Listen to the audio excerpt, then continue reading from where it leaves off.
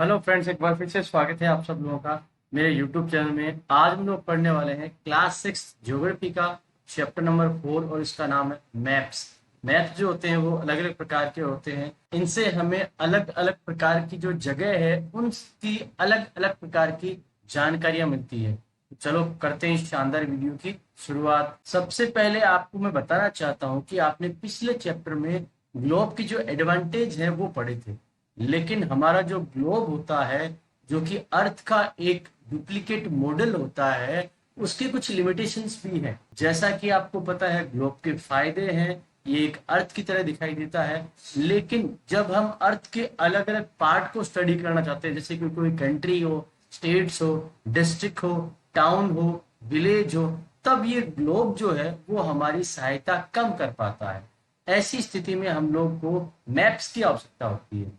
Map वास्तव में क्या होता है, वो अर्थ की सरफेस की ड्राइंग होती है। ये किसी विशेष पार्ट की ड्राइंग हो सकती है, उसे एक विशेष स्केल से नापा जाता है ताकि आसानी से हम उस चीज को समझ पाए।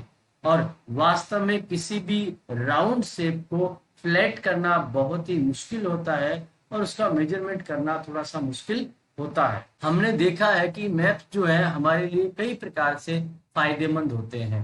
हमारे जो मैप होते हैं वो छोटे छोटे एरियाज को और उनसे जुड़े हुए कई फैक्ट है उनको बताते हैं।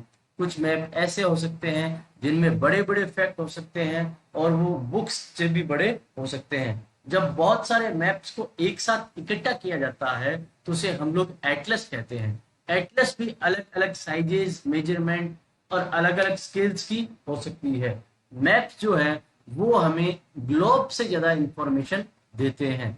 और अगर मैप का क्लासिफिकेशन या डिवीजन की हम लोग बात करें तो उसमें कई प्रकार के मैप हो सकते हैं। उनमें से कुछ इंपॉर्टेंट हैं फिजिकल मैप्स, पॉलिटिकल मैप्स और थीमेटिक मैप। अब इनके बारे में एक एक करके हम लोग जानेंगे। फिजिकल मैप्स वो होते हैं जिसमें हम लोग mountains, plateaus, plains, rivers, oceans आदि के बारे में जानते हैं। इनको हम लोग फिजिकल या रिलीफ मैप्स भी कहते हैं, जैसा कि आप नीचे डायग्राम में देख सकते हैं। और पॉलिटिकल मैप्स वो होते हैं जिसमें हम लोग सिटीज, टाउन्स, विलेज और अलग अलग प्रकार की कंट्रीज, उनके स्टेट्स और वर्ल्ड के साथ में उनकी जो अलग अलग प्रकार की बाउंड्रीज लगती है उनको हम लोग स्टडी करते हैं। तो वो होते हैं हमारे पॉलिटिकल मैप।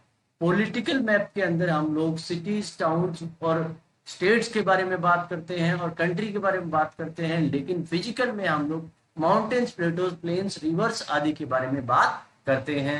अब देखते हैं थीमेटिक मैप। देखिए दोस्तों, थीमेटिक मैप जो होता है उसमें एक अलग प्रकार की इंफॉर्मेशन रहती है, जैसे कि उसमें रेनफॉल के बारे में हो सकता है, फॉरेस्ट के बारे में हो सकता है या इंडस्ट्री के बारे में हो सकता है।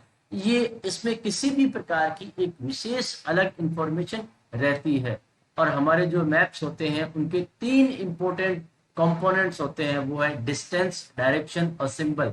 अब यहाँ पे आपको अलग अलग प्रकार के मैप दिखाई दे रहे हैं। ये थीमेटिक मैप्स के एग्जाम्पल है क्योंकि उनमें रेनफॉल के बारे में बताया जा रहा है। तो ये ना ही तो पॉलिटिकल है और ना ही ये फिजिकल है। ये कौन सा मैप है? थीमेटिक, जिसमें पॉलिटिकल और फिजिकल को डिस्कस नहीं किया गया है, किसी अन्य फैक्टर को डिस्कस किया गया है। तो हमारे तीन प्रकार के मैप हो गए, पॉलिटिकल, फिजिकल और थीमेटिक। अब हमारे मैप के जो कंपोनेंट्स हैं उनके बारे में एक एक करके डिस्कस करते हैं। सबसे पहला है डिस्टेंस। देखिए, जब भी हम लोग पूरे वर्ल्ड को एक पेपर शीट पे उतारते हैं तो इसको उतारना बड़ा ही मुश्किल होता है। इसको हम लोग उतारने के लिए क्या करते हैं, एक स्केल का प्रयोग करते हैं। और उस स्केल को हम लोग जब भी प्रयोग करते हैं तो हमें वास्तव में एक्चुअल डिस्टेंस जो होता है उसको इस मैप पे दर्शाना पड़ता है। और इसलिए हम क्या करते हैं, उसके रेशियो को लेते हैं। जैसे मान लो कि आपके घर का और स्कूल का जो डिस्टेंस है वो 10 किलोमीटर है। अब 10 किलोमीटर को आप 2 सेंटीमीटर से दर्शा सकते हो। इसका मतलब 1 सेंटीमीटर का बराबर 5 किलोमीटर हो गए। ठीक है, तो इसका मतलब आपका जो ये मैप का ड्राइंग का जो स्केल है उसमें 1 centimetre is equal to 5 kilometre हो जाते हैं। इसी प्रकार से किसी भी एरिया के मैप को हम लोग आसानी से बता सकते हैं, क्योंकि जितना बड़ा मैप होता है वास्तव में उतना किलोमीटर्स और उतने डिस्टेंस को ये नहीं बताता है, ये उससे कई गुना ज्यादा डिस्टेंस को बताता है। अब देखते हैं हम लोग लार्ज स्केल मैप और स्मॉल स्केल मैप। देखिए, लार्ज एरिया जैसे कि कॉन्टिनेंट्स, कंट्रीज, उनको पेपर पे दिखाना होता है। हम स्मॉल स्केल का यूज करते हैं, जैसे 5 सेंटीमीटर है उसको 500 किलोमीटर तक हम लोग दिखा देते हैं। तो ये हमारा होता है स्मॉल स्केल मैप। लेकिन जैसे कोई एरिया हो, विलेज हो या टाउन हो, उसको हम लोगों को पेपर पे दिखाना है, तो वहां पे 5 सेंटीमीटर जो है उसके बराबर 500 मीटर होता है। ठीक है, तो ये हो गया हमारा लार्ज स्केल मैप। इसका मतलब लार्ज स्केल में छोटी जगह को बड़ा करके बताते हैं, और जबकि हमारा स्मॉल स्केल जो होता है उसमें जो छोटी जगह है उसको बहुत अधिक बड़ा करके हम लोग बताते हैं। हमारे लार्ज स्केल मैप जो होते हैं वो स्मॉल स्केल मैप से ज्यादा इंफॉर्मेशन हमें देते हैं, क्योंकि इनमें डिटेल्ड इंफॉर्मेशन रहती है। अब डायरेक्शन के बारे में बात करें, अगर डायरेक्शन की बात करें तो जब भी मैप में हम लोग देखते हैं तो एन लिखा हुआ होता है जो नॉर्थ को इंडिकेट करता है। ठीक है, और हमारी इसमें चारों जो कार्डिनल पॉइंट्स है जिनको हम लोग नॉर्थ, साउथ, ईस्ट, वेस्ट कहते हैं वो भी होते हैं, और उसी के साथ साथ में 4 intermediate directions, north east, south east, south west और नॉर्थ वेस्ट है, वो भी हमें देखने को मिलते हैं। अब अलग अलग तरह के जो डायग्राम है उसमें आप अलग अलग प्रकार के जैसे प्लेसेज है उनको आप आसानी से देख सकते हैं। ये जो आपको मैप दिखाई दिया जा रहा है इसमें आप आसानी से कम्युनिटी सेंटर को, प्लेग्राउंड को, स्कूल को, विकास का घर, शीला, करीम, ऑर्चर्ड, वेल, शॉप आदि सब कुछ आसानी से देख सकते हो, समझ सकते हो। हम किसी भी जगह की जो डायरेक्शन है उसको कंपास की सहायता से आसानी से पता कर सकते हैं। ये एक ऐसा इंस्ट्रूमेंट है जो हमारी मेन डायरेक्शंस को देख लेता है। इसकी मैग्नेटिक नीडल जो है वो हमेशा नॉर्थ साउथ डायरेक्शन की तरफ पॉइंट करती है। सिंबल्स, अब मैप का तीसरा जो हमारा हिस्सा है वो है सिंबल्स।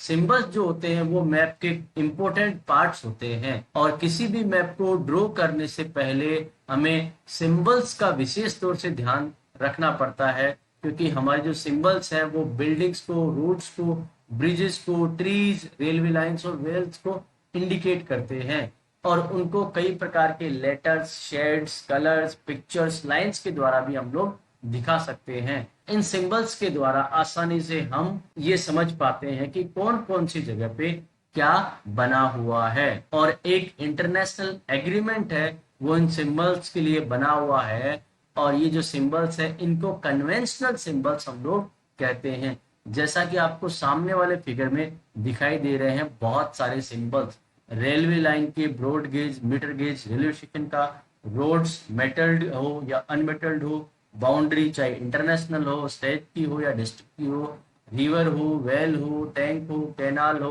ब्रिज हो, हमारे अलग अलग तरह के रिलीजियस प्लेसेस जैसे कि टेम्पल, चर्च, मॉस्क, छतरी हो, और ऑफिस जैसे कि post office, post and telegraph office, police station हो, सेटलमेंट हो या ग्रेवयार्ड हो, ट्रीज हो या ग्रास हो, इन सारे प्लेसेस के लिए हम विशेष प्रकार के सिंबल्स का आसानी से यूज करके लोगों को समझा सकते हैं, बता सकते हैं। और इन्हीं के साथ साथ में अलग अलग प्रकार के इन प्लेसेस को दिखाने के लिए अलग अलग प्रकार के कलर्स का भी यूज किया जाता है। स्केच, स्केच जो होता है वो मुख्यतः हमारी मेमोरी और स्पॉट ऑब्जर्वेशन पे निर्धारित होता है। इसको स्केल से हम लोग मेजर नहीं करते हैं।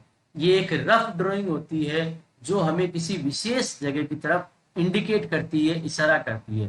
जैसे मान लो आपको अपने दोस्त को अपने घर बुलाना हो, तो आप उसे कोई विशेष प्रकार का मैप नहीं देंगे, आप उसे रफ स्केच बनाएंगे, और रफ स्केच से आप उसे आसानी से समझा देंगे कि ये मेरे घर का रफ स्केच है, आप आसानी से इस रास्ते से होते हुए हमारे घर पे पहुंच सकते हो। तो ये होता है स्केच, जो कि रफली तैयार किया जाता है छोटे मोटे एरियाज को या लोकेशंस को, या आगे बड़ी लोकेशंस को भी कई बार ये इंडिकेट करता है। प्लान, प्लान होता है वो एक स्मॉल एरिया या लार्ज स्केल एरिया की ड्राइंग होती है। लार्ज मैप है वो हमें काफी इंफॉर्मेशन देता है। कई बार हमें एक रूम की लेंथ और ब्रेड्थ को जानना है जिसे हम मैप में नहीं दिखा सकते हैं, इसके लिए हमें प्लान की आवश्यकता होती है। तो हमारा जो प्लान है वो इस तरह की ड्राइंग होता है, तो छोटे छोटे हमारे रूम या हमारे घर के अंदर जो भी चीजें बनी हुई होती है उनकी शेप एंड साइज को आसानी से बता सकता है।